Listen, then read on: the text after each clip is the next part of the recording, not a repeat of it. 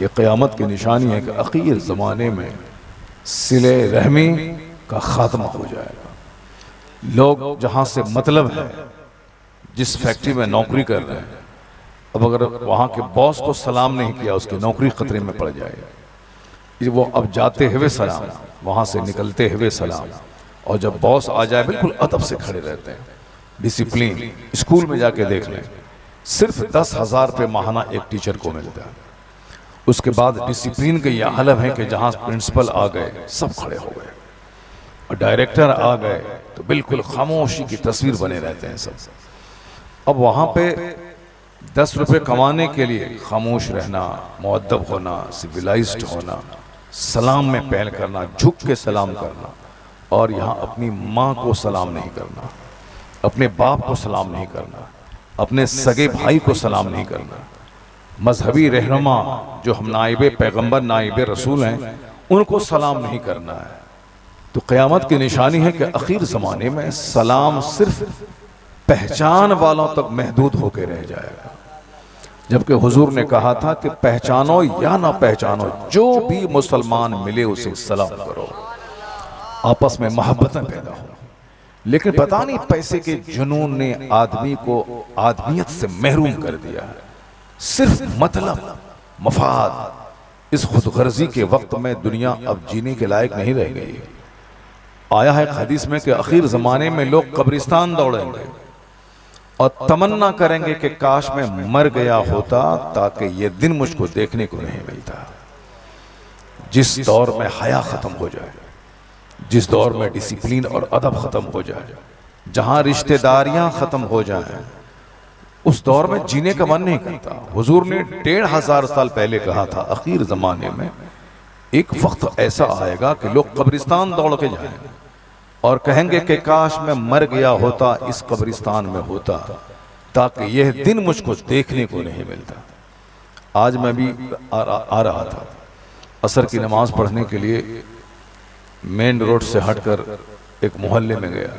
नमाज पढ़ के जब लौटा तो एक ऐसा मंजर निगाहों के सामने गुजरा कि सच कहा हुजूर ने कि आखिर ज़माने में लोग कब्रिस्तान दौड़ेंगे और तमन्ना करेंगे कि काश मैं मर गया होता। पहले लोग दूसरे सब मनाजिर देखते थे, लेकिन अब एंटी नेचुरल सिंस, खिलाफ फितरत मनाजिर देखने को मिल रहे हैं, और आप जीने की फिक्र कर रहे हैं। एक वक्त ऐसा आएगा, आ चुका है, कि लोग मरने की फिक्र करेंगे कि मैं मर जाऊं, और आप जीने का सपना देख रहे हैं। जिसका दिल मर चुका हो वही जीने का सपना देखेगा, वरना जिसका दिल जिंदा है वो यही कहेगा कि काश मैं इस दिन को देखने से पहले मर गया होता। हुजूर ने क्या फरमाया कि आखिर ज़माने में हथेली पर आग रखना जितना मुश्किल होगा, उतना ही ईमान बचाना मुश्किल हो जाएगा। लोग नौकरी के चलते दाढ़ी बेच डालेंगे, लोग नौकरी के चलते अपना ईमान बेच डालेंगे, नमाज छोड़ देंगे, दाढ़ी छोटी कर लेंगे, सर से टोपी उठा के फेंक देंगे, हया की चादर जला डालेंगे। अगर नौकरी में 2 पैसे मिल रहे हैं ताकि मैं अच्छा से घर बना लूं, फिर एक औरत अपनी चादर में चादर को जला देती है, टी शर्ट और जीन्स पहनकर अपने हुस्न की नुमाइश करके 2 पैसे कमाती। वरना एक मर्द हिजड़ा बन के अंदर बैठा हुआ है और बाहर उसकी बीवी दुकान में सेल्स विमेन बनी हुई। क्यों? इसलिए कि वो जानता है कि अगर मैं बैठूंगा तो ग्राहक कम आएंगे, और अगर मेरी बीवी बैठेगी तो लोग सामान लेने कम, इनको देखने के लिए ज्यादा आएंगे। शर्म और गैरत और हया सबका जनाजा उठ गया। ऐ नई तहजीब, तेरे सर ही इसका खून है। मेरे भाई, आप दुनिया में जीने की तमन्ना पाल रहे हैं, ये वक्त आ गया है कि जब मर जाना जीने से बेहतर होगा। आका अलैहिस्सलाम फरमाते हैं कि जब देखना कि तुम्हारे मालदार लोग बखील हो जाएं, उमराउकुम बुखलाउकुम, जब तुम्हारे अमीर बखील हो जाएं, अपने खाने पीने के लिए उसके पास पैसा है मगर मदरसे के मेहमानाने रसूल के लिए उसके पास पैसे नहीं, मस्जिद और मदरसा की तामीर के लिए उसके पास पैसे नहीं, उसे साहब समाज की खिदमत के लिए पैसे नहीं, अपने लिए हैं उसके पास पैसे, और दीनी काम में बखील बन जाए तो हुजूर कहते हैं कि जब तुम्हारे मालदार लोग बखील हो जाएं, जबकि जरूरत से ज्यादा माल अल्लाह इसीलिए देता है कि उस माल में बहुत सारे लोगों के हुकूक को रख देता है, और जब सबका हक पूरा होता रहता है तो अल्लाह उसके माल को बढ़ाता रहता है। दौलतमंद बनने का एक जबरदस्त नुस्खा है कि आदमी सखावत करे, खूब खर्च करे। अगर पैसे को रोक के रखा तो अल्लाह ताला उसके पैसे को रोक लेगा। और ये बिल्कुल परफेक्ट मुशाहिदा है कि जिसने भी बुखालत से काम लिया, पैसे को दांत से पकड़ा, अल्लाह ताला देर या सवेर उसके पैसे को ख़त्म कर देता है। और ये बिल्कुल मुशाहिदा है कि जिसके हाथ खुले हुए हैं, जो अपने माल से माँ बाप को फ़ायदा पहुँचाना चाहता है, जो अपने माल से अपने समाज के गरीबों, माजूरों, मिस्किनों, बीमारों को फ़ायदा पहुँचाना चाहता है, अल्लाह ताला उसे जल्दी गरीब नहीं करता है, अल्लाह ताला उसके माल को बढ़ाता रहता है। आया है कुरान में कि वाला इन शकरतुम लाज़ीदन्नकुम, अगर तुमने मेरी नेमत का शुक्रिया अदा किया तो हम तुम्हें और देते जाएंगे, तुम्हें हम और देंगे। बिल्कुल तजर्बा है कि जिसने भी अल्लाह रब्बुल इज्जत की दी हुई दौलतों का इस्तेमाल अपने लिए करने के साथ साथ अल्लाह के गरीब बंदों के लिए करना शुरू किया, अल्लाह उससे दो सौ साल तक अल्लाह उसकी नेमतों को नहीं छीनता है। ये टाटा कंपनी, आज इस कंपनी के 150 साल हो गए, कई लाख वर्कर उस कंपनी से जुड़े हुए हैं, जबकि दुनिया में दस्तूर है कि 50 साल के आगे जवाल शुरू हो जाता है। 25 साल लोग मालदार है फिर जवाल शुरू होता है। 100 साल के आगे कंपनियां नहीं चलती। हमने अपनी आंखों से खरबों की कंपनी, डनलप कंपनी जो चेन्नई में है, बस उसी कंपनी की मस्जिद में मैं इमामत करता था। ये 2000 की बात है, आज से 26 साल पहले। मगर वो कंपनियां बैठ गई, जबकि हिंदुस्तान की 1 नंबर की कंपनी थी।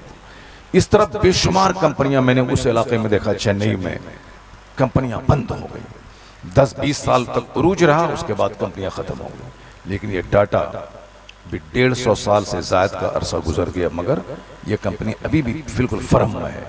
क्यों? इसलिए फर्म में है कि टाटा कंपनी से कई लाख लोगों के चूल्हे जुड़े हुए हैं। कई लाख लोग उससे जुड़े हुए हैं, उनके घर उससे चलते हैं। इसलिए अल्लाह ताला जल्दी से उस कंपनी को बर्बाद नहीं करेगा जिस कंपनी से अल्लाह के बंदों का भला हो रहा है। मैंने अपनी आंखों से देखा, चेन्नई में एक आदमी सेठ था, वो खरबों में खेलता था, मुसलमान था। वो हमारी पूरी तनख्वाह हर महीने की वो अपनी जेब खास से देते थे, और उनके नौकर वर्कर गुलाम कार पे चलते हैं, यानी सैकड़ों कारें उनकी ऑफिस में लगी रहती हैं।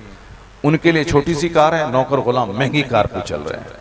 और साहब रमज़ान के दिनों में ज़कात, खैरात, आलिमों के नजराना, सबको महंगे शेरवानी का कपड़ा, और हर मस्जिदों में इफ्तार का इंतज़ाम, ये सब कुछ करते हैं। उनका कहना था, हजरत जब से मैंने ये सब करना शुरू किया है, अल्लाह कितना दे रहा है ये मुझको खबर नहीं है। ये कोई अफसाना नॉवेल नहीं है, ये व्हाट्सएप की बात नहीं, ये मेरी बात है उनसे। मैं उनके साथ रहता था, उन्होंने मुझसे कहा कि हजरत जब से मैंने सब करना शुरू किया है, हर जुमा के दिन उनके ऑफिस की मस्जिद में जितने लोग जुमा पढ़ने आते हैं, सब के लिए नफीस बिरयानी का इंतजाम। साहब उसकी दौलत खत्म कैसे होगी? उनका चचेरा भाई, उनका अपना खास भतीजा, वह सब सोचा कि जिस तरह हमारे ये सेठ साहब, हम इससे अलग हो जाते हैं, हम हमारा हिस्सा दे दो, हम तुम्हारा भाई हैं हमारा हिस्सा दे दो, हम तुम्हारा भतीजा हैं हमारा हिस्सा दे दो। जिन लोगों ने सोचा कि मैं इनकी तरह अरबपति बन जाऊंगा, हिस्सा ले लूंगा तो खुद मुख्तार हो जाऊंगा, सब के सब जलील हो गए, सबके सब जलील हो गए। जबकि उसका अपना पार्टनर, अपना सगा भाई है, इख्तलाफ किया, प्रॉपर्टी का बंटवारा कर लिया, लेकिन उसके बाद दाने दाने को तरस गया। अल्लाह ताला सबको दौलत नहीं देता है, जो अल्लाह की दौलतों को बांटने का जिगर रखता है, अल्लाह उसको दौलत देता है। वला इन शकरतुम लअज़ीदन्नकुम, अगर तुमने मेरी नेमत का शुक्रिया अदा किया तो हम उस नेमत को बढ़ाते रहेंगे। तो अब हुजूर ने क्या फरमाया कि ज़रूरत से ज़्यादा माल इसीलिए दिया जाता है कि उसमें बहुत सारे लोगों के हक को अल्लाह रख देता है। जब हक पूरा नहीं होता है तो अल्लाह उसके माल को रोक लेता है। तो हुजूर कहते हैं, जब तुम्हारे मालदार वकील हो जाएं, और जब तुम्हारी औरतों के हाथ में सारे इख्तियारात चले जाएं, यानी कमाओ तुम, मालिक बन जाएं तुम्हारी खवातीन और तुम उनके इशारे पे चलो।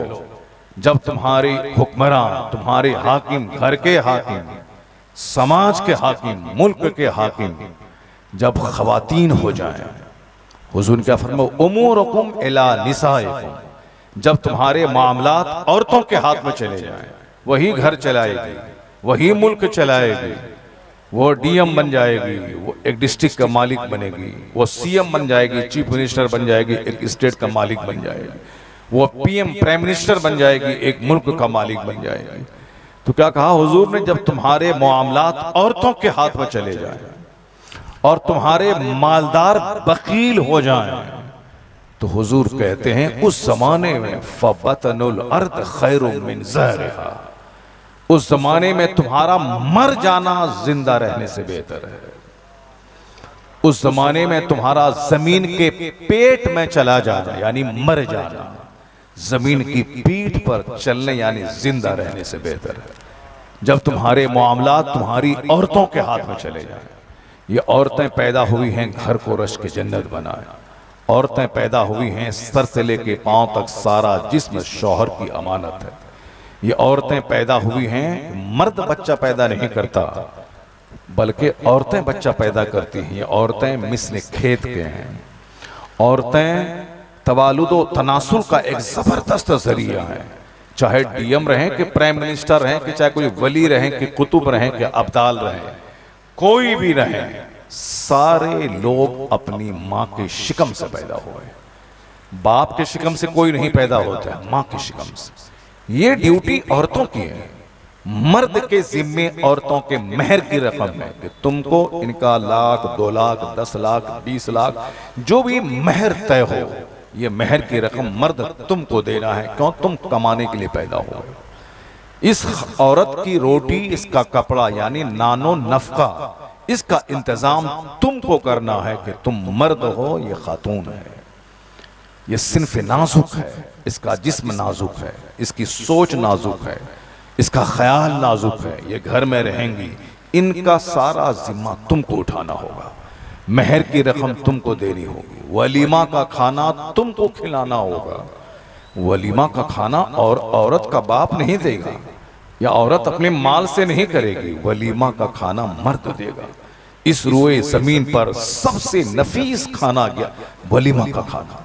और जब वलीमा की दावत मिले शौक से जाइए, क्योंकि अल्लाह का नाम लेकर शादी होती है और उस शादी के शुक्राने में खाना खिलाया जाता है कि दुल्हन को लेके घर आया और इसी खुशी में अपने दोस्त अहबाब को खाना खिलाया जाता है, उसी को वलीमा कहते हैं। इससे बेहतर इस जमीन पे कोई खाना नहीं है। वलीमा का खाना तो कौन खिलाएगा? ये मर्द करेंगे, शौहर करेगा, औरत नहीं करेगी। लेकिन ये जो 100 गाड़ी बारात लेके जाने की रस्म हम लोगों ने शुरू की, एक हिंदुआना रस्म रिवाज है। हमने ये रस्म हिंदुओं से सीखा कि इसको औरतों का हक बाप के माल में नहीं है, इसीलिए जो कुछ भी हो सब तिलक जहेज दे करके बराती को खिला पिला करके सब शादी ही में सब कुछ खत्म कर दो। इस्लाम ने क्या कहा? बाप की प्रॉपर्टी में औरतों और मर्द दोनों का हक है। यानी लड़के का डबल, लड़की का सिंगल। डबल इसीलिए कि लड़के को कहीं से मिलने वाला नहीं है, लड़की को इसलिए कि लड़की को बाप से भी मिलेगा, शौहर से भी मिलेगा, उनके बेटे की प्रॉपर्टी से भी मिलेगा। 3 जगहों से औरतों को मिलेगा। बेटा मर जाए तो उसकी प्रॉपर्टी में माँ का हक है, शौहर मर जाए उसकी प्रॉपर्टी में बीवी का हक है, अब बाप मर जाए तो उसकी प्रॉपर्टी में बेटी का हक है। यानी औरतों को 3 जगहों से माल मिलने वाला है। इसलिए मर्द को डबल, औरतों को सिंगल, जो कि मर्द बेचारा इसको और तो कहीं से मिलने वाला है नहीं, इसलिए डबल। मगर सिंगल ही तो दिया, सिंगल ही सही, ये हक तो इस्लाम ने दिलाया उसको। इस्लाम ने औरतों को धनवान किया। इस्लाम ने बाप की जायदाद में अगर 100 बीघा जमीन है, अगर एक ही भाई एक ही बहन है, तो 100 बीघा जमीन में उसमें डबल हिसाब से लड़के को मिलेगा, सिंगल हिसाब से लड़की को मिलेगा। अब आप समझ सकते हैं कि कितनी प्रॉपर्टी उसको मिलेगी। करो आज की तारीख में अगर 25 बीघा जमीन किसी बेटी को मिली, अब आप समझ सकते हैं कितने करोड़ की संपत्ति मिल गई। इसलिए शादी ब्याह में सारी जिम्मेदारी मर्दों पे डाल दी गई। मेहर की रकम तुमको देना है, वलीमा का खाना तुमको खिलाना, और एक बाप को बेनियाज कर दिया गया कि बाराती का खाना नहीं देना ताकि लड़की बोझ न बन जाए। मगर हम लोग मेहमान समझ करके बाराती की खिदमत करते हैं। ठीक है, हमारे दरवाजे पे आ गए 100 लोग, 50 लोग, 25 लोग, हमसे जो हो मेरी वसात के मुताबिक मैं खिला दूंगा। लेकिन ये कहना कि हम 100 आदमी आ रहे हैं, मटन चाहिए, चिकन फ्राई चाहिए, फिश फ्राई चाहिए, और ये फिर मुतालबा जहेज है। अब मुतालबा जहेज रिश्वत है, रिश्वत का लेना देना हराम है। इस तरह खाने का मुतालबा करना कि मैं 100 बाराती को लेके आ रहा हूं और ये खिलाना, उसमें 10 हिंदू भाई भी हैं इसलिए उनके लिए मटन का इंतजाम करना है, चिकन का या फिर पूरी दुनिया का, ये सब हराम है, क्योंकि ये मुतालबा जहेज में दाखिल है और मुतालबा जहेज रिश्वत है।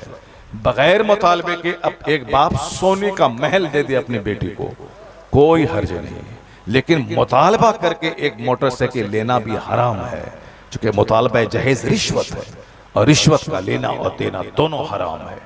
तो अब सारी जिम्मेदारी अल्लाह ने मर्दों पे डाल दी, क्योंकि मर्द कमाने के लिए पैदा हुआ, मर्द चूड़ी पहन के घर में बैठने नहीं पैदा हुआ, मर्द बड़ा बड़ा बाल रख के रबड़ डाल करके वो औरत बनने नहीं पैदा हुआ, मर्द वो छींट वाला कपड़ा पहन के औरतें बनने के लिए पैदा हुआ।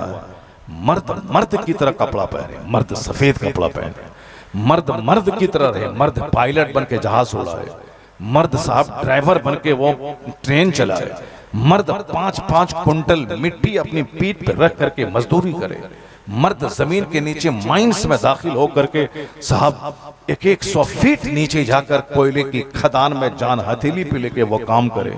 मर्द काम करने के लिए पैदा हुआ।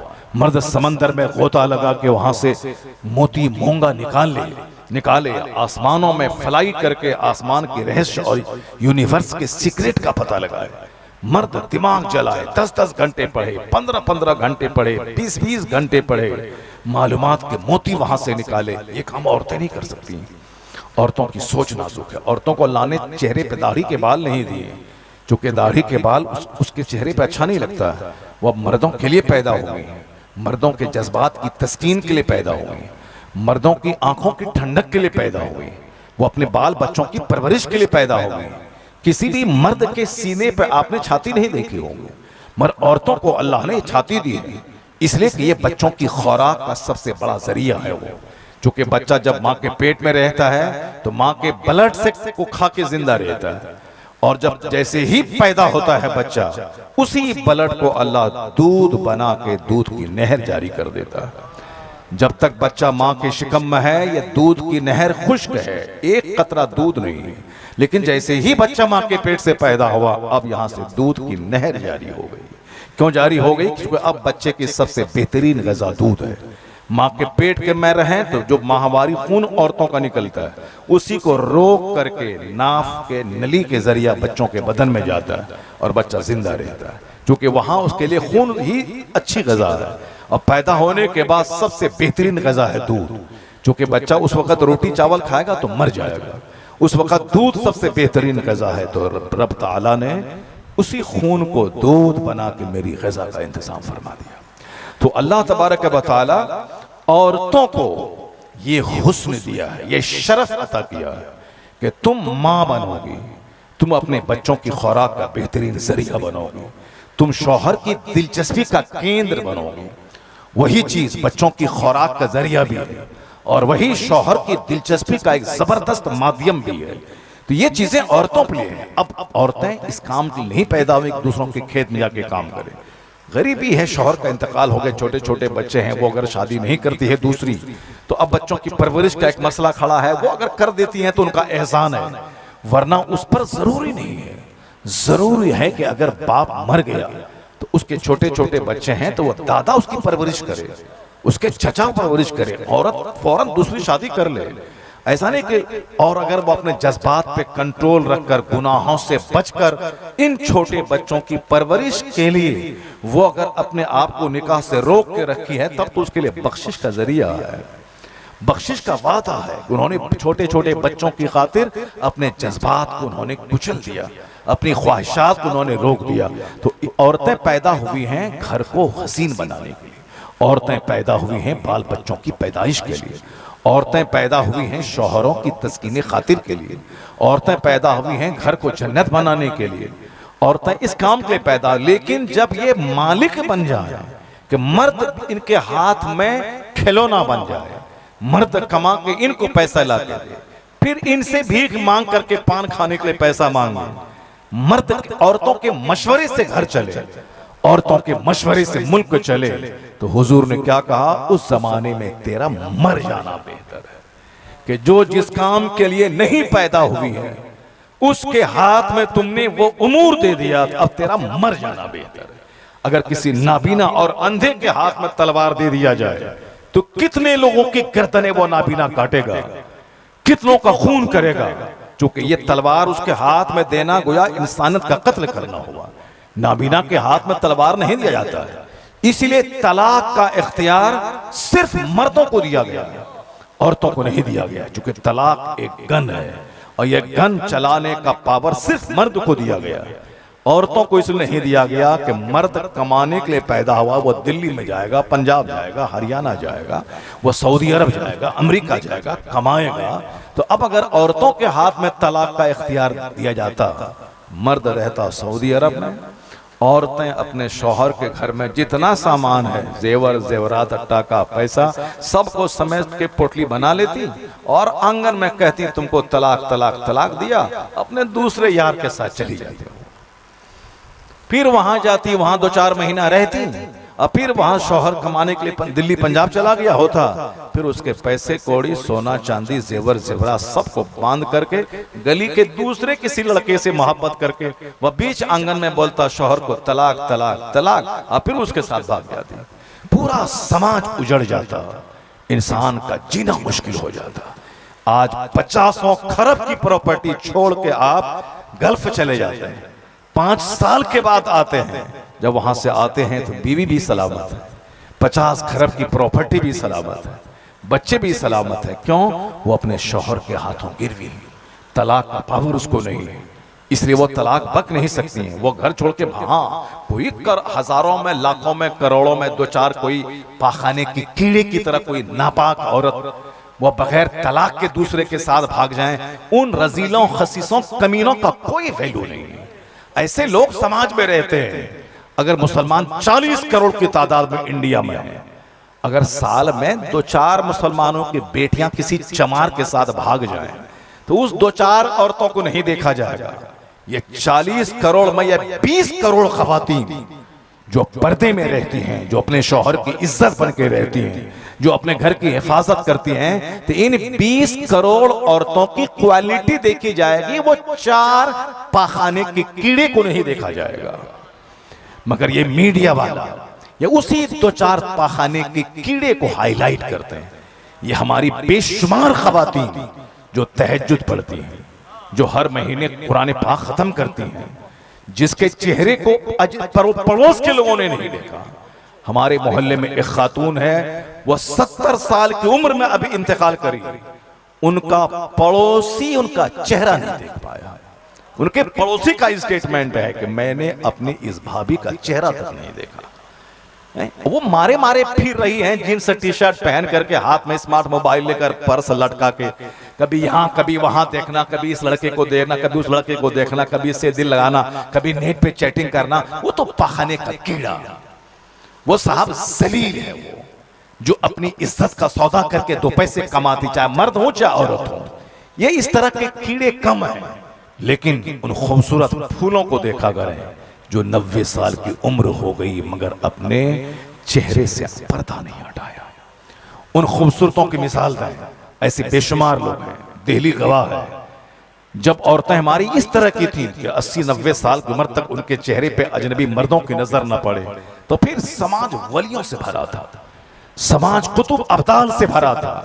महबूब इलाही की वालदा राबिया अस्र हज़रत सैयदा ज़ुलेखा है, अधचीनी, जो एम्स से थोड़ा आगे बढ़ेंगे आप कुतुब वो मेहरौली शरीफ की तरफ, कुतुब मीनार की तरफ, तो बीच में सड़क से इधर से एम्स से जाते हुए राइट साइड और मेहरौली से आते हुए लेफ्ट साइड में अधचीनी में एक दरगाह है माई साहिबा की। बिल्कुल बड़ा सा बोर्ड लगा हुआ सड़क के किनारे, माई साहिबा। वो सरकार महबूब इलाही की वालदा है, उनका मज़ार है। दुआएं बहुत वहाँ कबूल होती हैं। वो दुआ मुस्तजाबुद दावात वो आस्थाना है। मैंने वहाँ 12 महीने हाजिरी दी। मुस्तजाबुद दावात, दुआएं कबूल होती हैं। महबूब इलाही की वालदा है। मालूम है आपको, महबूब इलाही की वालदा के बारे में आया है कि उनके चेहरे को अजनबी मर्द ने कभी नहीं देखा। वो अपनी इज्जत की हिफाजत की, शौहर के विसाल के बाद भी अपने बच्चे की पढ़ाई लिखाई परवरिश का पूरा इंतजाम किया, मगर कभी दुपट्टा सर से नीचे नहीं उतरा। तब अल्लाह ने उसके बेटे को वलियों का सरदार महबूब इलाही निजामुद्दीन औलिया बना दिया। इतना बड़ा वली दिल्ली का कि जब हुकूमत थी दिल्ली में मुसलमानों की, चपरासी से लेके बादशाह तक सब डिपार्ट के लोगों को तहज्जुद गुजार बना दिया महबूब इलाही ने। और आजकल तो 1 लाख मौलाना में 5 लोग भी तहज्जुद पढ़ते होंगे, लेकिन वहां चपरासी से लेके बादशाह तक सबको तहज्जुद गुजार बना दिया। किसने? महबूब इलाही ने। यानी वो दौर दिल्ली का सबसे खूबसूरत दौर था। उनकी रूहानियत, उनकी तरबियत, इखलास व लिल्लाहियत और तबलीग का जबरदस्त खूबसूरत अंदाज, उनका मजबूती से सब्र और इस्तिक़लाल का पहाड़ बनकर जमे रहना, इस्लाह का खूबसूरत अंदाज के बादशाह रात में जाकर तहज्जुद पढ़ के कुरान पाक की तिलावत कर रहे हैं। चपरासी, नौकर, पुलिस वाले, ये सब के सब तहज्जुद गुजार हो गए। एक बुजुर्ग की निगाहों का तसर्रुफ था कि लोगों के दिलों का जंग साफ हो जाता था। इतना बड़ा बेटा किसने दिया? उसी माँ ने जिस माँ के आंचल को अजनबी मर्द ने नहीं देखा। उसी मेहरौली शरीफ में एक दरगाह है, हुजूर कुतुबुद्दीन बख्तियार काकी रज़ी अल्लाह ताला नाइब गरीब नवाज का। अंदर घुसते हुए कॉर्नर पे एक आस्ताना है, सूफी निजामुद्दीन अबुल मुअय्यद की वालदा का मज़ार है। उनकी माँ का मज़ार है, उसके सटे हुए उनके बेटे सूफी निजामुद्दीन, और ये दूसरे निजामुद्दीन है। महबूब इलाही वो अलग हैं, ये दूसरे सूफी निजामुद्दीन अबुल मुअय्यद है। उनके भी सटे उनकी माँ का मज़ार है। एक करामत वहाँ आज भी तख्ती पे लिखी हुई। एक बार दिल्ली में बहुत कहर छाया, लोग परेशान हो गए पानी के लिए, बारिश नहीं हो रही थी, मवेशियां जानवर मरने लगे पानी की किल्लत की वजह से, फसलें जलने लगी, लोग परेशान हो गए।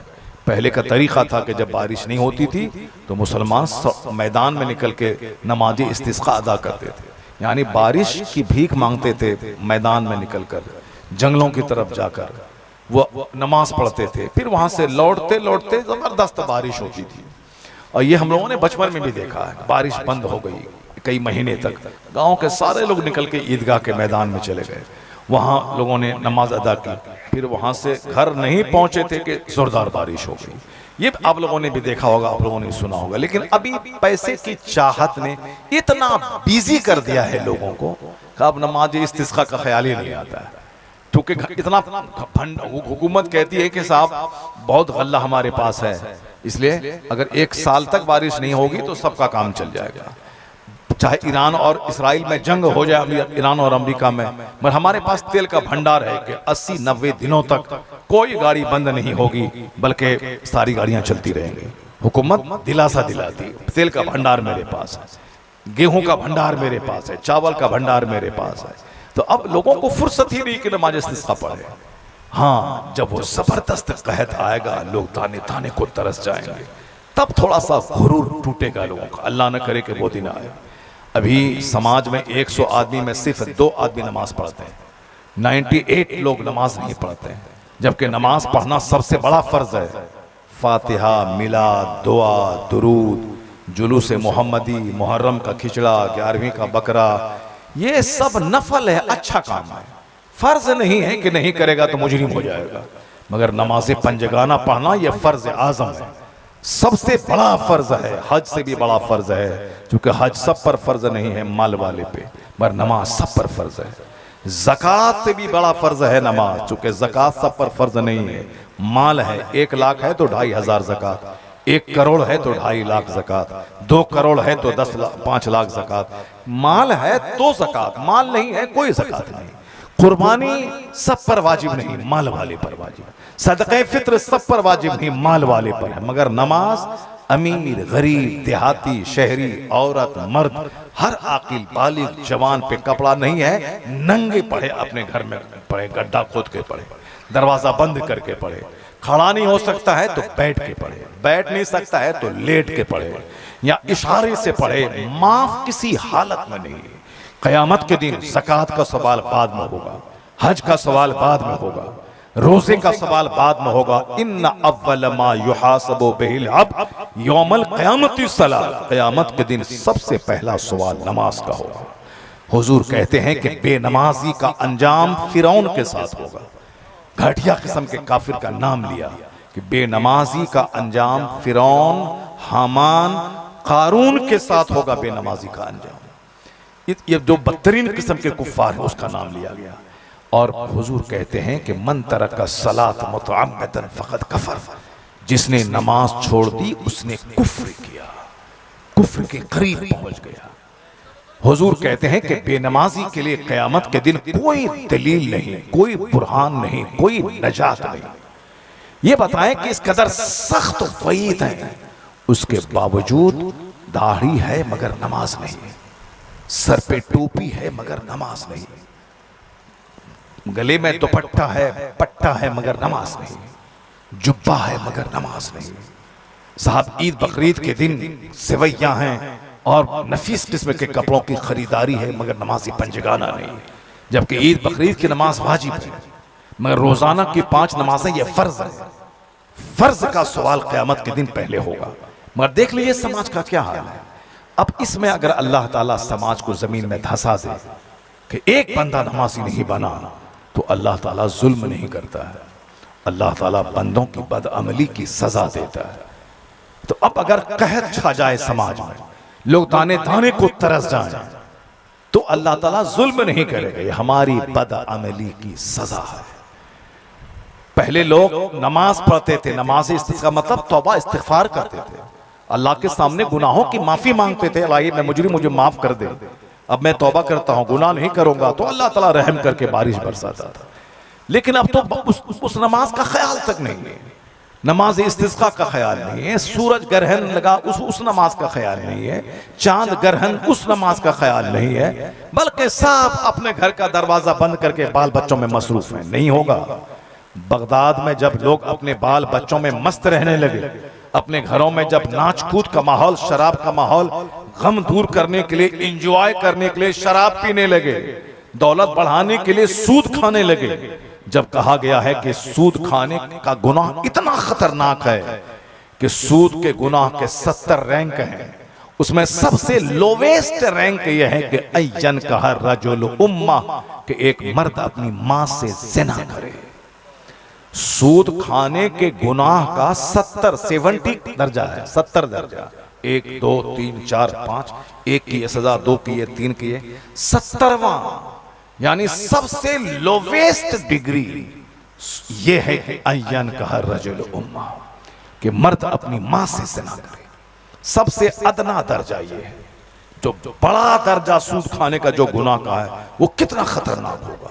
लेकिन 2 पैसा कमाने के लिए, छोटा सा घर खरीदने के लिए, अपने घर में फ्रिज लाने के लिए, अपने घर में एसी लगाने के लिए, अपने घर में कूलर लगाने के लिए, अपने घर में साजो सामान, सोफा गद्दा खरीदने के लिए, एक बाइक खरीदने के लिए कितना सूद का कारोबार हो रहा है।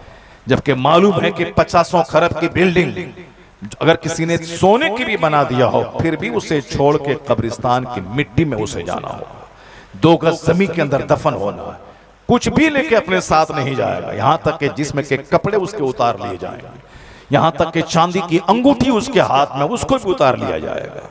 वो जनाजा है, मैयत है, चलो अब इसको जल्दी से दफन करो मिट्टी में। कोई 2-4 दिन रखने को तैयार नहीं होगा कि बाप है, मर गया है, उन्होंने 50 कमरे की बिल्डिंग बना दी है, चलो 5 दिन रखें ताकि मरे हुए बाप का चेहरा देख सकें। नहीं, उसको 5 घंटे उसको नहीं रखेगा, लाश सड़ जाएगा, सारे घर में ताफुन फैल जाएगा, उसको जल्दी से दफन कर देना है। क्या मिला? 50 खरब का मकान बनाने के लिए कितना झूठ बोलना पड़ा, कितनी नमाज छोड़नी पड़ी, कितने गुनाह करना पड़ा, कितना सूद खाना पड़ा। रिजल्ट क्या आया? जीरो, कुछ नहीं। हाथ खाली कब्रिस्तान चले गए, रिजल्ट जीरो हुआ। लोग समझते नहीं, लोग सिर्फ चंद पैसा कमाने के जुनून में बढ़ते चले जा रहे। जा देखिए दिल्ली में कहर छाया, बारिश रुक गई, मुसलमान सड़कों पे आ गए, हजारों की तादाद में लोगों ने नमाज इस्तिस्का अदा की, मगर फिर भी बारिश हो नहीं रही। लोग आ गए, मशाइख आ गए, उलमा आ गए, अवामुन्नास लोगों में से, मगर बारिश नहीं हो रही। उसी दौरान सूफी निजामुद्दीन अबुल मुअय्यद वो अपनी माँ की हुजरे में गए, माँ का दुपट्टा हाथ में लिया और उस हाथ में लेके कहा, इलाही ये उस औरत का दुपट्टा है जिस औरत को मरते दम तक किसी गैर मर्द ने नहीं देखा। इलाही उस खातून के इस दुपट्टे का वास्ता है कि तू बारिश रहमत का नुज़ूल फरमा दे।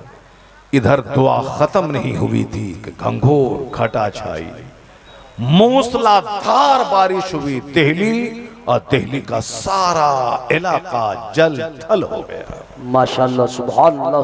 कहत साली दूर हो गई कि मेरी माँ, वो औरत अगर जिसकी शादी हुई, पता चल जाए शौहर को कि ये शादी से पहले स्कूल के 2-4 लड़कों के साथ इसका गलत संबंध था, तो शौहर की निगाहों से उतर जाओगी। कभी जिंदगी में तेरी मोहब्बत शौहर के दिल में नहीं पैदा हो पाए।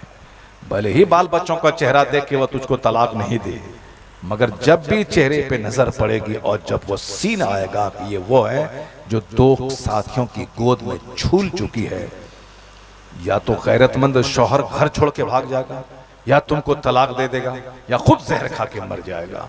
ऐसा नहीं कि जो किया पढ़ने के जमाने में कि आप शादी हो गया सब खेल खत्म है। सारी जिंदगी डरती रहोगी कि मेरे उस ऐप पर मेरे शौहर की नजर न जाए। सारी जिंदगी फोन करके अपने उस यार को माफी मांगती रहोगी, भीख मांगती रहोगी कि खबरदार तुम मेरे शौहर को मत बताना, जो हो गया सो हो गया उस दिन में, मगर मेरे शौहर को खबर ना हो जाए। मैं तेरा हाथ पकड़ती हूँ, तेरा पांव पकड़ती हूँ, मैं भीख मांगती हूँ, तुम मेरे शौहर को कभी उस राज को मत बताना। सारी जिंदगी वो डरती रहेगी कि कहीं वो छोकरा मेरे शौहर को मेरी हरकतों के बारे में खबर न कर दे। जो औरत अपनी इज्जत की हिफाजत करती है, जिनका न जबान जिसकी बहकी, न आंख बहकी, न चेहरा बहका, न हाथ बहका, न कदम बहके, वह सारी जिंदगी बोल्ड रहेगी। वह सारी जिंदगी अपनी इफ्फत मापी पे नाज करेगी। कभी कोई खतरा नहीं रहेगा कि मेरी इज्जत शौहर की निगाह में गिर जाएगी। नहीं नहीं, वो हमेशा बोल्ड रहेगी, उसकी बात में पुख्तगी रहेगी, चूंकि तकवा, परहेजगारी, इफ्फत माबी उसको अंदर से मजबूत बना देती है। जो औरतें गुनहगार हैं, जो औरतें अपनी इज्जत का सौदा कर चुकी हैं, जो औरतें अपनी जवानी का गलत इस्तेमाल कर चुकी हैं, कभी बोल्ड नहीं होंगी। हजरत उस्मान गनी का जमाना है, एक शख्स की शादी हुई, शादी के 6 महीने के बाद बच्चा पैदा हो गया। अब 6 महीने बच्चा पैदा होता नहीं। यह केस तफसीर इब्न कसीर की रिवायत है कि वो नौजवान उस्मान गनी की बारगाह में आया, कहा अमीरुल मोमिनीन, मेरे घर में शादी हुई, शादी के 6 महीने के बाद मेरा बच्चा पैदा हुआ, मगर 6 महीने बच्चा पैदा होता नहीं है, इसलिए बच्चा मेरा नहीं है। मगर मेरी बीवी कहती है कि नहीं, मैंने कोई गलत काम नहीं किया, यह तुम्हारे ही हमल से बच्चा पैदा हुआ है, मेरे पांव फिसले नहीं हैं, यह तुम्हारे हमल से ही बच्चा पैदा हुआ है। जरा कुरान पाक का एक मौजज़ा भी मुलाहिजा कीजिए और फिर एक पाक बाज औरत की बोल्डनेस मुलाहिजा कीजिए। औरत कहती है शौहर, ये बच्चा तुम्हारा ही है, क्योंकि मैंने आज तक कोई गलत कदम नहीं उठाया है। शौहर बोला कैसे मानूं जबकि ऐसा समाज में होता नहीं है, 6 महीने में बच्चा पैदा होता नहीं है। कहा इस मामले को लेकर अमीरुल मोमिनीन के पास चलो। दोनों मियां बीवी उस्मान गनी के पास आए, दामाद मुस्तफा के पास आए। आपने केस को सुना। औरत बोल्डली कहती थी कि यह बच्चा शौहर का है, चूंकि मैंने कोई गलत कदम नहीं उठाई। नेकी थी जो उसको हिम्मतवर बना दिया था, उसका तकवा था जो उसको अंदर से बोल्ड बना दिया था। कमजोर औरत कभी ऐसा नहीं कह सकती।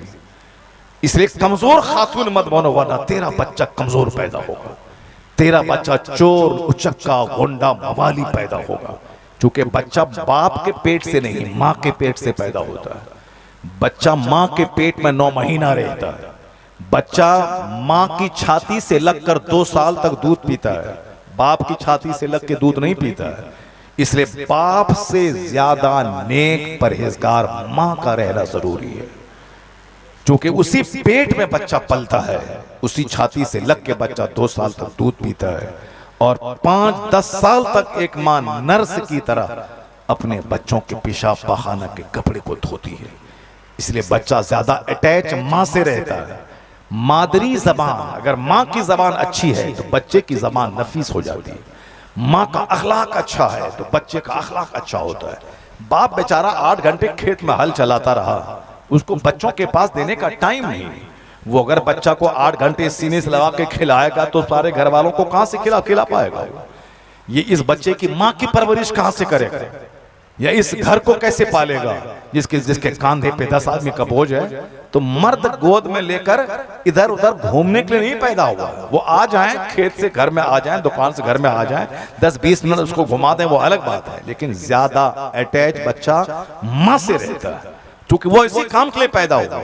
वो इस गूंगे बच्चे के मुंह में जबान देती है, क्योंकि 1 दिन का बच्चा है मगर माँ उससे बातें करती है कि अब्बू बाहर गए हैं, वो आने वाले हैं। 1 दिन का बच्चा कुछ समझता है क्या? 6 महीने का बच्चा कुछ बोलता है क्या? लेकिन रोजाना माँ बच्चों से बात करती है। एक फिलोसोफर कहते हैं कि सारे बच्चे गूंगे हो गए होते अगर औरतों को ज्यादा बोलने की आदत अल्लाह नहीं देता। इसका मतलब ये औरतें जो ज्यादा बोलती हैं इसलिए बोलती हैं कि ये मेरे बच्चों को बोलना सिखा देती हैं। तो अगर माँ की जबान अच्छी रही तो बच्चों की जबान अच्छी हो जाएगी। अगर माँ कहती रही कि दाल पतली है तो बच्चा कभी नहीं बोलेगा दाल पतला। अगर माँ बोलती रही रोटी तैयार हो रही है बेटा सब्र करो, बच्चा कभी जिंदगी में नहीं बोलेगा कि रोटी तैयार हो रहा है। बाप की जबान से ज्यादा माँ की जबान बच्चा अख्तियार करता है। इसलिए मर्द से ज्यादा औरतों का नेक रहना जरूरी, औरतों की जबान का नफीस रहना जरूरी, औरतों का सिविलाइज्ड और डिसिप्लिन रहना जरूरी। मर्द का भी रहना जरूरी है, क्योंकि मर्द ही बीज डालता है और बीज अगर सड़ा हुआ हो तो फसल सड़ी पैदा होगी। इसलिए मर्द का रहना अच्छा जरूरी है। इससे ज्यादा पाकबाज औरतों का रहना जरूरी, क्योंकि बच्चा औरतों से ज्यादा अटैच रहता है। वो औरत बोल्ड थी क्योंकि वह गुनाह नहीं करी थी, उनके हाथ पांव सब सारे पार्ट्स गुनाहों से सेफ थे। अमीरुल मोमिनीन के सामने उन्होंने गवाही दी कि अमीरुल मोमिनीन ये बच्चा मेरे शौहर का है, मैंने कोई गलत कदम नहीं उठाई है। तकवा परहेजगारी में बोल्डनेस, कमजोर खातून कमजोर औलाद जन्म देगी। शौहर कहा मैं कैसे मानूं जबकि 6 महीने बच्चा पैदा होता नहीं। अमीरुल मोमिनीन दोनों की बातें सुनने के बाद ये फैसला सुनाने वाले थे कि ये बच्चा इस शौहर का करार नहीं दिया जा सकता है, क्योंकि बच्चे 6 महीने में तबल्लुद पैदा नहीं होते हैं। इसलिए ये बच्चा इस शौहर का करार नहीं दिया जाएगा। गौर से सुनिएगा, करार नहीं दिया जाएगा। लेकिन इसी दौरान हजरत मौला अली मुश्किल कुशा तशरीफ ले आए। वह मौला अली शेर खुदा जिनके बारे में हुजूर ने कहा था अना मदीनतुल इल्म व अली जुन बाबुहा, I am city of knowledge and Ali is the door of it. मैं इल्म का शहर हूं और अली उस शहर का दरवाजा है। मौला अली के सीने पे हुजूर ने अपना दस्ते मुबारक रखा था। उसके बाद आप कहते हैं कि उसके बाद से मेरा सीना इतना कुशादा हो गया, इतना ओपन हो गया कि कोई भी सवाल आता फौरन उसका जवाब मेरे दिमाग में आ जाता। एक बार एक छत पे एक बच्चा चढ़ा, वो बच्चा किनारे की तरफ भाग रहा था, रेलिंग नहीं थी।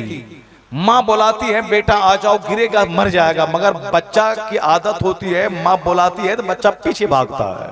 वह पीछे भाग रहा था, गिर जाएगा। वो औरत फौरन छत से नीचे उतरी, मौला अली के पास गई, कहा कि हुजूर मेरा बच्चा छत पर है, बुलाती हूं तो आता नहीं है। वह पीछे भागता है, पीछे भागेगा बगैर रेलिंग के छत से गिर जाएगा। हुजूर तो मौला अली ने ये नहीं कहा कि ये कौन सा तरीका हुआ साहब, मैं नमाज रोजे हज व ज़कात तलाक निकाह खुला इबादत ये हमसे पूछो ताकि मैं बताऊं, मगर तुम ये बोली कि मेरा बच्चा छत पे है, वो बुलाती हूं तो आता नहीं है, हम क्या जा रहे हैं, हम क्या करें, तुम जो तरकीब करना करो। नहीं, वो मौला अली थे। कहते हैं कि हुजूर ने मेरे सीने पे जब से हाथ रखा इतना कुशादा मेरा सीना हुआ कि कोई भी प्रॉब्लम आता फौरन उसका हल मेरे दिमाग में आ जाता। औरत बोली, आपने बगैर ताखिर के कहा कि जाओ, जिन्स को जिन्स से प्यार होता है, इस उम्र के बच्चे को ले जाके बीच छत में रख दो, तुम्हारा बच्चा किनारे से उसके पास आ जाएगा। आपके गोद में बच्चा है 2 साल का, सामने वाले के गोद में 2 साल का बच्चा, आप सोने का कटोरा भी बच्चे को देंगे तो वो नहीं लेगा, वो उसी बच्चे को देखेगा, वो उसी बच्चे के हाथ की टॉफी देखेगा, वो इसकी गोद से उतर करके उसके साथ वो खेलना चाहेगा। वो खुद हमको तजर्बा है, बच्ची मेरे साथ में, मैं उसको खिला रहा हूँ, बाहर से 6 महीने के बाद मैं घर आया हूँ, मगर वो मेरे से दिल नहीं लगा रही, वो सामने उसी उम्र का बच्चा वो उतर के उसके पास खेलना चाह रही है। जिसको जिनसे प्यार होता है। जैसे ही वो खातून ये बोली कि ये कौन सा मसला, कुछ नहीं, वो कई मोहल्ले से एक बच्चा को पकड़ा, छत लग दिया, उसका बेटा जो किनारे था वो उसके पास आके खेलने लगा। जब खेलने लगा तो औरत गई, हाथ पकड़ी और उसको नीचे उतार दिया। वो मौला अली, कौन साइकोलॉजिस्ट होगा जो मौला अली से बड़ा ब्रेन रखता होगा। मौला अली जब कहा उस अमीरुल उस्मान गनी से कि क्या मैटर है, कहा मैटर है कि शादी के 6 माह हुए, बच्चा तवल्लुद हुआ और लड़का कहता है मेरा बच्चा नहीं है, कैसे हो सकता है। मौला अली ने कहा कि आपकी क्या राय है, जरा जोर से बोलिए सुभान अल्लाह, हाथ उठा के बोलिए ला इलाहा इल्लल्लाह।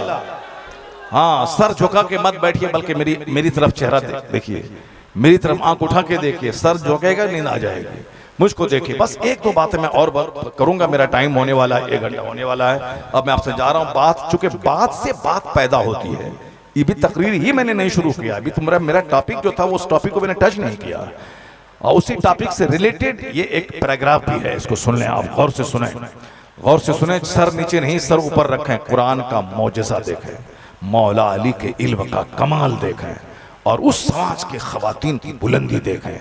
मेरी माँ बहन बेटियां स्कूल कॉलेज के पढ़ाई के नाम पे चौपट हो गई, जो अपने चेहरे का सौदा, हाथ का सौदा, अपने जिस्म का सौदा, प्यार मोहब्बत के नाम पे जिनाकारी, ये प्यार नहीं जिसका नाम दिया गया, जिनाकारी है, ये प्रोस्टिट्यूट है, ये फहाशी है, ये बेहयाई है। ऐसा नहीं कि जबरदस्ती किसी औरत के साथ किया तो ये क्राइम है, और दोनों आपसी रजामंदी से करें तो ये क्राइम नहीं है, ऐसा नहीं है। वो ज़िना बिल जबर है, जो जबरदस्ती किसी 5 लड़के मिलकर एक औरत का किडनैप करे, उसके साथ मुंह काला करे, ये ज़िना बिल जबर है।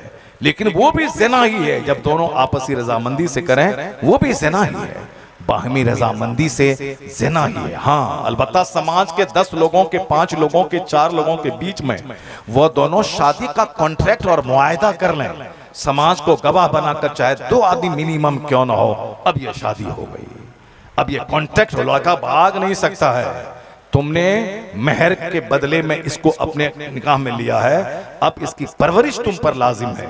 समाज की निगाह में मुजरिम होगा वो जो उस औरत को छोड़ के भाग जाए। और हदीस में आया है कि जो भगोड़ा अपनी बीवी और अपने बच्चों को छोड़कर घर से भाग जाए, कोई फर्ज, कोई नफल कबूल नहीं होगा उसका, वो खाने काबा का खिलाफ थाम के मर क्यों ना जाए काबा में, कोई फर्ज, कोई नफल कबूल नहीं होगा। इसलिए कि बाल बच्चों के को छोड़ के भागना नहीं है। और यही वो हदीस पाक में जो तहदीद आई है, जिसकी वजह से 1000 घर में लड़ाई झगड़े हों, कुछ भी हो, मगर शौहर घर छोड़ के नहीं जाता, वरना कितने घर उजड़ जाते हैं। औरतों की जबान तो कटीली होती है, वो तो सिर्फ शौहर को काटना जानती है साहब, सारी शिकायतें शौहर से ही होती हैं उसको, शौहर के घर में रहना, शौहर के घर में रानी बन के रहना, फिर सारी लड़ाई शौहर से ही होती है, सारी लड़ाई शौहर की माँ से होती है, सारी लड़ाई शौहर के बहन से होती है। जिस घर में वो रहती है, सास उसी घर में, ननद उसी घर में, ननद उसके शौहर की बहन है, उस अपनी बहन की तरह माने, सास अपने शौहर की माँ है, अपनी माँ की तरह उसको इज्जत दे। नहीं, सबसे ज्यादा दुश्मनी उसी शौहर की माँ से, सबसे ज्यादा दुश्मनी उसी शौहर की बहन से। वो तो शौहर का दिल है, सीना है, चौड़ा है, मर्द का सीना जो सब सह लेता है। माँ को गाली दे, माँ की शिकायत, चलो ठीक है, अब बेचारा क्या करेगा। एक तरफ बीवी है, उसको तलाक दे, मारे पीटे तो घर का सुकून तबाह हो। एक तरफ माँ है, अगर वो नाराज हो तो जन्नत तबाह हो जाए। अब बच्चों को जन्नत भी, लड़के को जन्नत भी सलामत रखना है और घर की खुशी भी सलामत रखनी है। इसीलिए सारा घोंट पी करके जिंदा रहता है, घर आबाद है। बाहर से लगता है कि 1 करोड़ की बाउंड्री है, 50 करोड़ का घर है, 55 लाख की फॉर्च्यूनर दरवाजे पे खड़ी है। क्या मजे की जिंदगी होगी अंदर की, क्या मजे की जिंदगी होगी, क्या घर में फूल खिल रहा होगा खुशी का। ये दूर से देखने में लगता है, 1 करोड़ की बाउंड्री, 50 करोड़ का घर, 55 लाख की फॉर्च्यूनर, क्या मजे की जिंदगी। हम लोग कोई आदमी है उसके सामने क्या, लेकिन जब दीवार से कान लगा के सुनेंगे तो पता चलेगा मिट्टी के घर में जो सुकून है वो सुकून उस महल में नहीं है। वहां उसकी बीवी चप्पल से मारती है अपने शौहर को, लेकिन ये अपनी इज्जत बचाने के लिए बोलेगा समाज में कि मेरी बीवी मुझको मारती है। वो अपने भाई को भी नहीं बोलेगा, वो अपने बाप को भी नहीं बोलेगा, न गांव की मुखिया समिति प्रधान को बोलेगा। ये सब तमाशा चलता है। वो फॉर्च्यूनर पे इधर बैठे हैं, बीबी बगल में बैठी है, मार्केटिंग हो रही है, साहब मॉल में चले गए हैं दोनों, ये सामान वो सामान, क्या मजे की है। घर लौट के आइए फिर समझ में आता है कि क्या तमाशा हो रहा है। वो कश्मीर गए, डल झील में, वो बोट कश्ती है, पानी में कश्ती झील में, उसमें 2-4 दिन रहा, फिर घर आए, लत्तम चुत्तम शुरू है। ये शौहर का जिगर है कि सब सहता है। ये दूर से देखने में अच्छा लगता है। राजस्थान का एक आदमी अरबों में खेलता था, चारों तरफ बाउंड्री वाल, स्विमिंग पूल जो आजकल माहौल चला हुआ है, वो तालाब, स्विमिंग पूल, वो घोड़ा, उधर हाथी, अरबपति था सब। क्या अब शादी में खूबसूरत लड़की, नाक लंबी हो, आंख बड़ी हो, चेहरा गोश्त से भरा हो, लीने लिथीन और लॉन्ग लंबी हो, खूब सिलेक्शन करके प्यार मोहब्बत की शादी रचाई ताकि जिंदगी का मजा मिल जाए। 1 साल के बाद जब उसका दोस्त वहां गया, 2 दिन ठहरा, 1 मिनट के लिए दोनों शौहर बीवी की आंख नहीं मिली, बात नहीं किया। मौलाना साहब ने पूछा कि क्या है, पिछले बार आए थे तो 1 मिनट दोनों अलग नहीं होते थे, साए की तरह चिपके रहते थे, स्विमिंग पूल में, सोफा पे, घर में, डाइनिंग हॉल में। अभी मैंने 24 घंटे से तुम्हारे घर में हूं, मगर एक बार बात करते हुए नहीं देखा। क्या मतलब है? जो हमारे छोकरे ये समझते हैं कि साहब गुटखा खा ले, जिंदगी का मजा मिल जाएगा। कौन बुढ़ापे में नमाज पढ़ लेंगे, अभी तो मस्ती का दिन है, कर ले, मजा मिल जाएगा। माल चाहिए, माल सूद खा के कमाए, चाहे जैसे कमाए, माल चाहिए। माल वहां तो खत्म, 1000 साल में उतना पैसा नहीं कमा पाएगा जितना पैसा उनके पास मौजूद है। जब वहां लोग जहर खा रहे हैं, जब वहां लोग साफ खुदकुशी कर रहे हैं, वहां सुसाइड है। सुशांत सिंह राजपूत जैसा हीरो बंबई में अपने करोड़ों के घर में सुसाइड कर लिया, सबको मालूम है। कोरोना काल के जमाने में 30 साल की खूबसूरत तरीन औरत, करोड़ों जिसके फैंस थे, वो अपने घर में जहर खा के मर गई। सड़ी हुई लाश दरवाजा तोड़ के पुलिस वाले ने निकाला। साहब पटना बिहार की राजधानी में अरबों में खेलने वाला जौहरी, जो सोने चांदी की 10 दुकान उसकी थी, अमेरिका यूरोप से घूम करके वो आया था बाल बच्चों समेत। 10 दिन भी नहीं हुए थे अमेरिका से आए हुए कि अपनी बीवी को गोली से मार दिया उन्होंने, अपने दोनों बच्चों को मार दिया और खुद गोली से शूट करके पूरी कहानी खत्म कर डाली। जब उसका भाई दूसरे मोहल्ले से पुलिस वाले को लेके दरवाजा तोड़ के घुसा, देखा चारों तरफ खून ही खून फैला है। और पूरी कहानी, यानी एक बेटा एक बेटी, बीवी, खुद अपना सब अपनी कहानी खत्म कर लिया है। तुम गुटखा खा के क्या एंजॉय करना चाहते हो? तुम साहब हराम की 2-4 दौलतें, 2-4 पैसे हराम के कमाने के बाद क्या चाहते हो? क्या मकान 2-4 ईंट जोड़ने के बाद क्या चाहते हो? जिंदगी का मजा मिल जाएगा। वहां अरब खरमों में खेलने वाला तो जहर खा के मर रहा है, वहां फिल्म में नाचने वाला, तुम जो फटा हुआ जींस पहन करके सोचते हो कि मजा मिल जाएगा, साइलेंसर निकाल के हुल्लड़बाजी करके मोटरसाइकिल उड़ा देने से मजा मिल जाएगा, ये सिगरेट उड़ाना, मौज मस्ती करना, क्या चाहते हो? जिंदगी का मजा मिल जाएगा। वहां जिसकी नकल करके तुम फटा पैंट पहनते हो वो तो जहर खा के मर रहा है। जिसकी नकल में जोकर की तरफ बाल रखते हो वो तो जहर खा के मर रहा है। जिसकी नकल में हाथ में धागा बांधते हैं वो तो साफ सुसाइड कर रहा है। तो फिर एक सवाल पैदा होता है, सुकून है कहां, चैन है कहां, जिंदगी का एंजॉय कहां मिलेगा? ये वही किताब, इस किताब का एक फार्मूला है, अला बिज़िक्रिल्लाह तत्मइन्नुल कुलूब। जान लेके दिलों को आराम अल्लाह के जिक्र में मिलता है। जहां सजदा है वहां सुकून है, जहां तिलावत है सुकून है। नारे रिसालत शहनशाह खिताबत हजरत अल्लामा मुफ्ती शहरयार रजा साहब किबला अज़मत कुरान। घर में सुकून नहीं मिलेगा 50 खरब की बिल्डिंग बना ले। सुकून का संबंध हृदय से है, दिल से है। और दिल की खुराक महल सोफा नहीं है, दिल की खुराक अल्लाह का जिक्र है। जहां तिलावत है, जहां इबादत है, जहां सजदा है, विश्वास नहीं आए, लगे कि मेरा कोई नहीं है, बीवी मेरी नहीं है, बच्चे मेरे नहीं है, समाज मेरा नहीं है, रिश्तेदार मेरे नहीं है, अब मैं तन्हा हूं, लगे कि जमीन फटे के मैं गड़ जाऊं। ऐसे वक्त में वजू करो, मस्जिद में जाके मुसल्ला पे नमाज 2 रकात पढ़ो। 2 रकात नमाज पढ़ने के बाद लगेगा कि कोई रहे ना रहे, मेरा खुदा मेरे साथ है। एक अंदर से हिम्मत पैदा होगी। अभी जो मुसलमानों का मुंह सूखा हुआ है इंडिया में कि बंगाल में ये हो गया, बिहार में ये हो गया, उत्तर प्रदेश में वो हो गया, आने वाले वक्त में मदरसे का क्या होगा, मस्जिद का क्या होगा, मदरसे की जांच चल रही है, मस्जिद के तोड़े जा रहे हैं। अल्लाह की कसम कुछ नहीं होगा, ये जान ले कुछ नहीं होगा। क्यों? 1500 साल में दुश्मनों ने दुश्मनी करके थक लिया, मगर मदरसा बंद नहीं हुआ, मस्जिदें बंद नहीं हुई। एक मदरसा बंद होता है, 50 नए मदरसे खुल जाते हैं। एक मस्जिद टूटती है, 50 नई मस्जिदों की तामीर हो जाती है। 4 लाख मुसलमान मारे जाते हैं, 4 करोड़ मुशरिक कलमा पढ़ के मुसलमान हो जाता है। यही मैंने देखा है नूरे खुदा कुफ्र की हरकत पे खंदाजन, फूकों से चिराग बुझाया ना जाएगा। बस अपना काम करें। चेहरा इसलिए सूख रहा है कि आपको जाहिरी रोजी रोटी के असबाब पे भरोसा है, मगर जो रज़्ज़ाक़ के हकीकी है उस पर एतमाद नहीं है, अल्लाह पर भरोसा नहीं है। 4 बच्चे पैदा हुए, नसबंदी करवा लिया। साहब पैसों का शौक हुआ, सूद खाना शुरू कर दिया। पैसों का शौक हुआ, साहब ईमान बेच दिया। नौकरी के चलते दाढ़ी मुंडवा ली।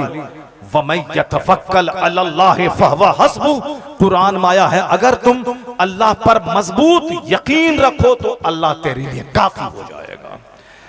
पूरी दुनिया मिलकर अगर तुम्हें हटाना बर्बाद करना चाहे, नहीं बर्बाद कर पाएगी अगर अल्लाह तेरे साथ मौजूद है।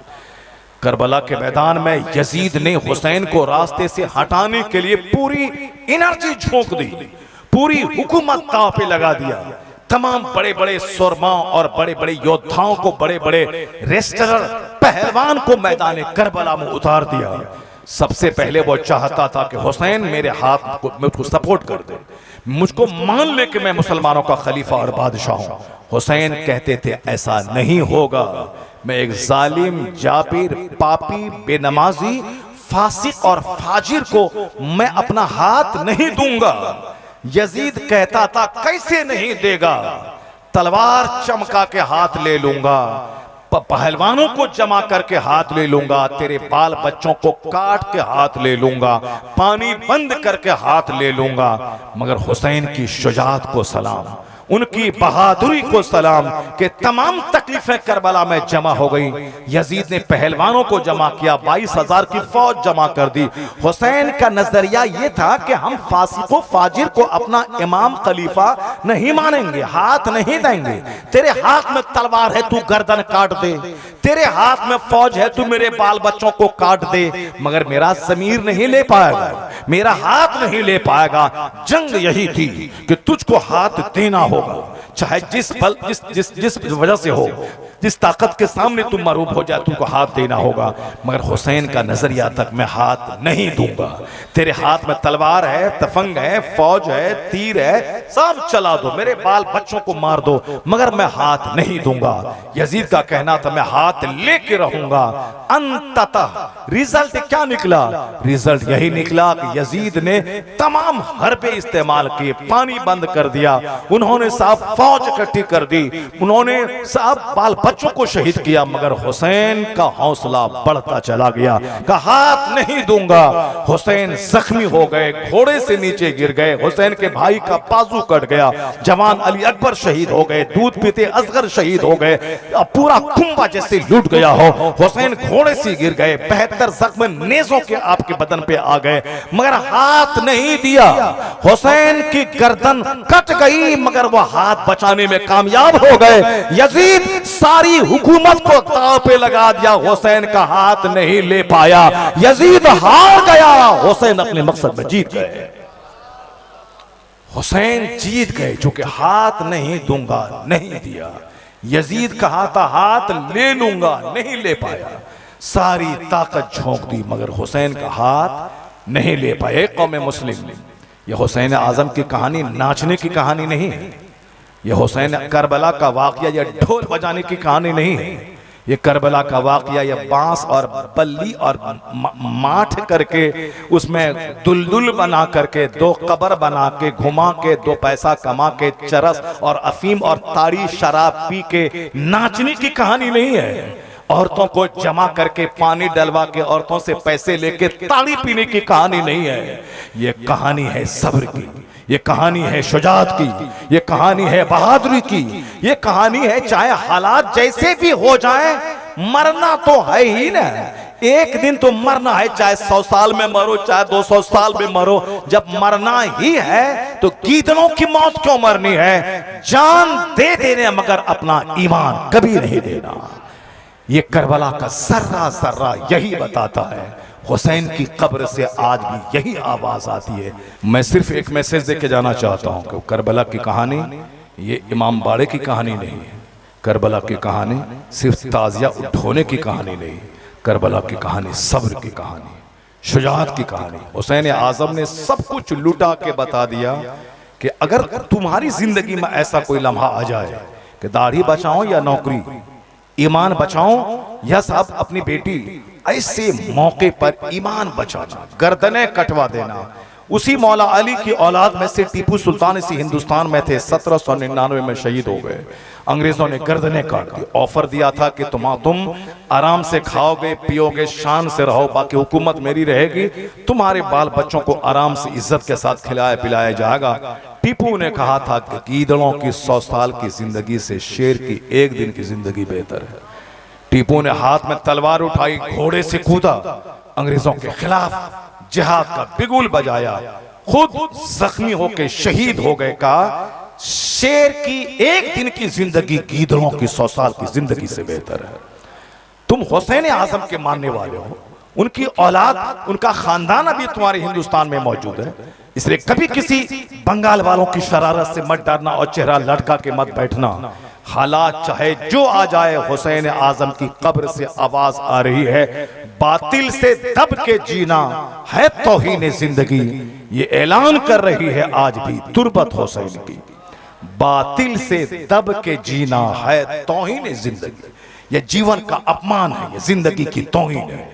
जो हुसैन आजम को समझ लिया वो अपनी नौकरी को लात मार देगा मगर ईमान को नहीं बेचेगा। हुसैन आजम को जो समझ लिया वह 1 करोड़ रुपए कमाने वाला कोई बदअकीदा, कोई बदमजहब, कोई मुर्तद, कोई काफिर होगा, वो उसको अपनी बेटी नहीं देगा।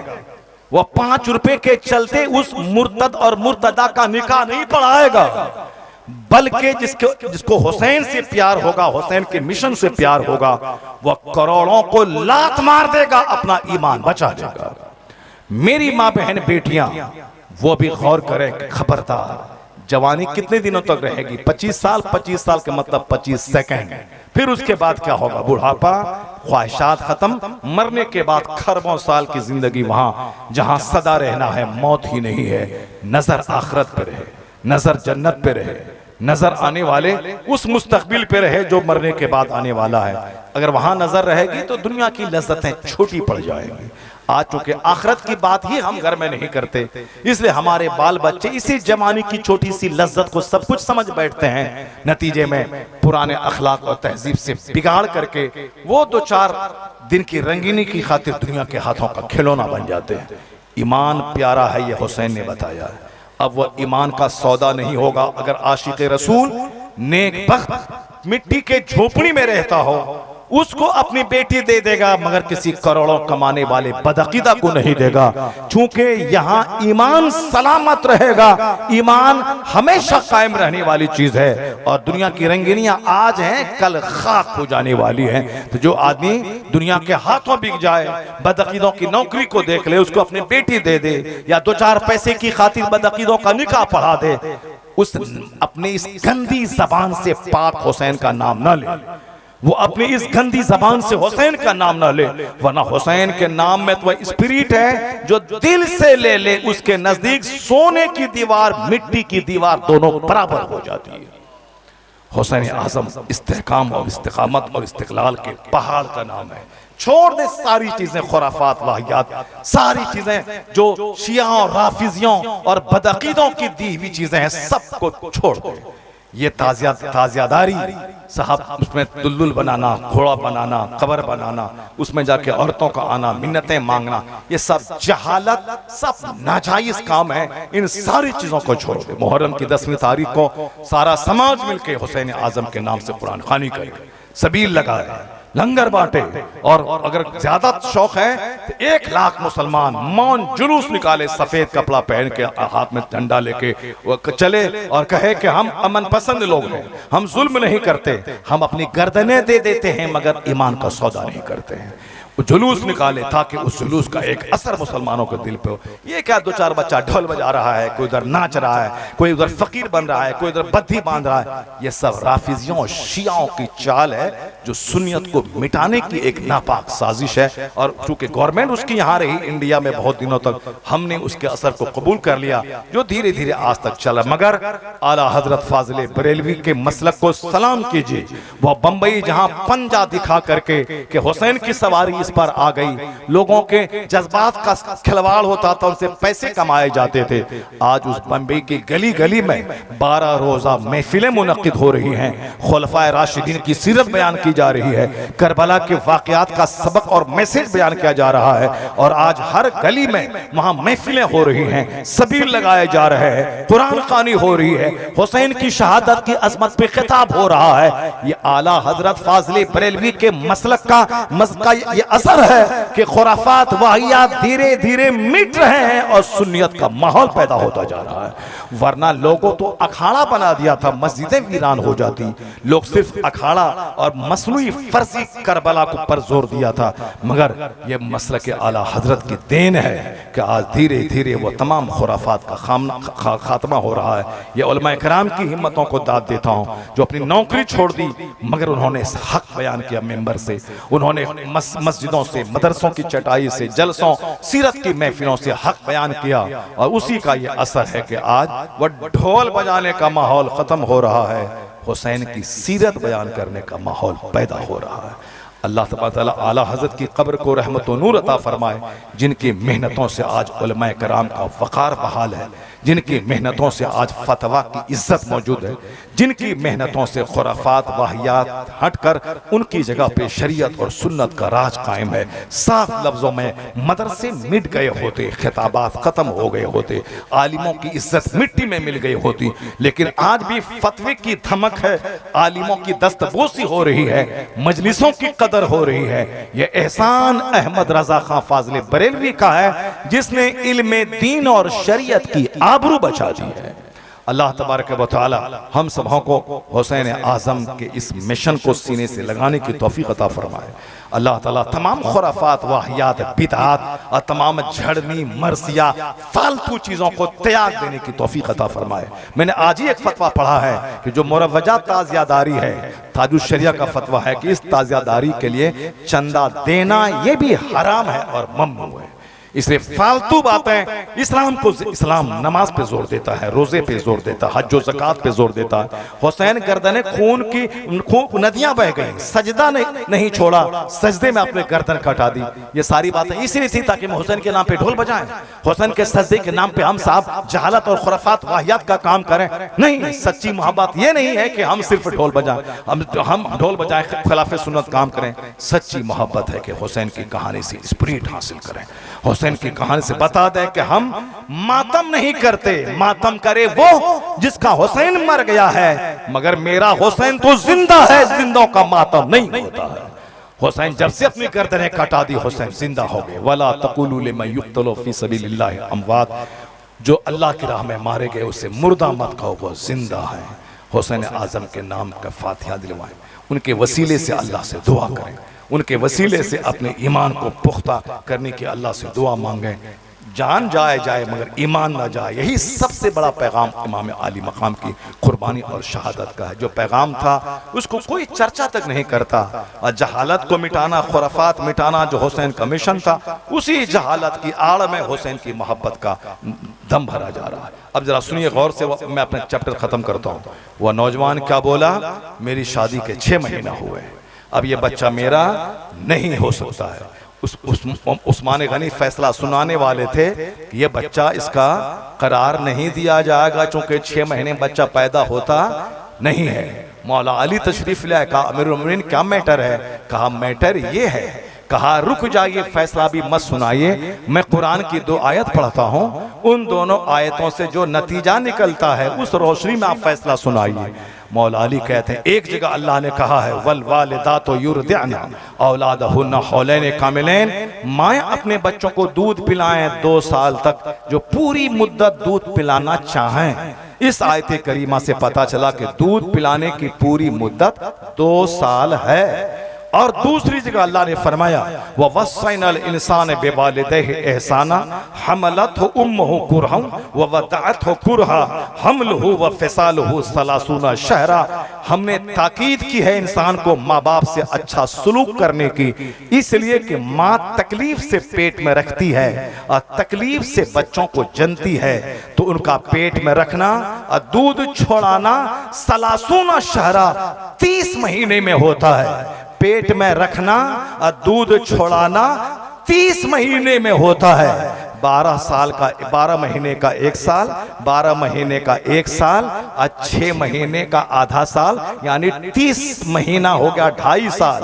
तो अब इस आयत में आया कि दूध पिलाने की मुद्दत है 2 साल, और इसमें कहा गया कि दूध पेट में रखने और दूध छुड़ाने की मजमूई मुद्दत है 2.5 साल। तो 2.5 साल में से दूध पिलाने की 2 साल की मुद्दत को माइनस कर दिया जाए तो हमल की मुद्दत बच जाती है 6 माह। मौला अली की इस तहकीक पर हजरत उस्मान गनी रज़ियल्लाहु ताला अन्हु खुश हो गए। कहा यह आयत करीमा का तेवर कहता है कि हमल की मुद्दत 6 माह है। तो उन्होंने फैसला सुना दिया कि ये बच्चा इसी लड़के का करार दिया जाता है क्योंकि हमल की मुद्दत 6 माह है। आज 1400 साल के बाद मेडिकल साइंस कहती है कि हमल का पीरियड 6 महीना है। 6 महीने के बाद बच्चा पैदा होने के मूड में रहता है, किसी भी टाइम में पैदा हो सकता है। मजीद मैच्योरिटी के लिए 3 महीना और माँ के पेट में बच्चा रहता है, लेकिन सर से लेके पांव तक सारे पार्ट्स की नशोनुमा, सारे पार्ट्स की तामीर और तश्कील 6 महीने के अंदर हो जाती है। उसके बाद बच्चा पैदा हो सकता है। तो साइंस जहां आज पहुंची है वहां कुरान करीम ये नजरिया 1500 साल पहले से दे रहा है। पता ये चला कि साइंस तरक्की करती जाएगी, कुरान का समझना आसान होता चला जाएगा। है नूरे खुदा कुफ्र की हरकत पे खंदाजन, फूंकों से चराग बुझाया ना जाएगा। ज़हने इंसान को बेदार तो हो लेने दो, हर कौम पुकारेगी हमारे हैं रसूल, हर कौम पुकारेगी हमारे हैं हुसैन। अब अपने मजहब पर मजबूत आस्था और यकीन कीजिए, अपने नबी से सच्ची मोहब्बत कीजिए, हुसैन आज़म से सच्चा प्यार कीजिए, अपने उलमाए कराम को मजहबी रहनुमा समझिए। आपका चचा भतीजा बेटा बाद में है, पहले वो नाइब पैगंबर है। नाइब पैगंबर समझकर सम्मान दीजिए, तब उनकी बातों की कदर होगी, तब उनकी बातें आपके दिल में उतरेंगी।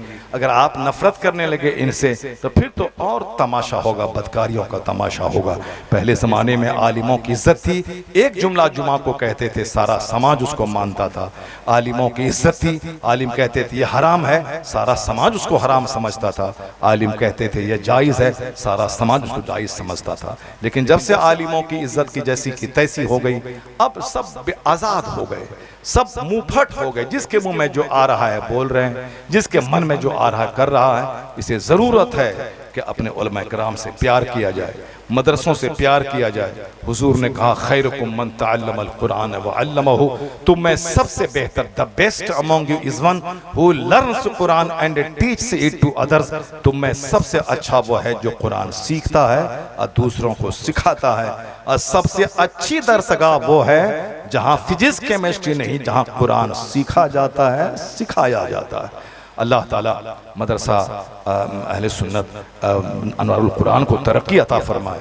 यहाँ के सारे जिम्मेदार, सारे मेंबरान, सारे अराकीन, सबको बगैर हिम्मत हारे हुए इस इदारे को तरक्की देने की तौफीक अता फरमाए। और अल्लाह तमाम मुसलमानों को मस्जिद, मदरसा, खानकाह अपने उलमा से जुड़े रहने की तौफीक अता फरमाए। आमीन। व आखिर दावाना अनिल हम्दुलिल्लाहि रब्बिल आलमीन। अस्सलामु अलैकुम।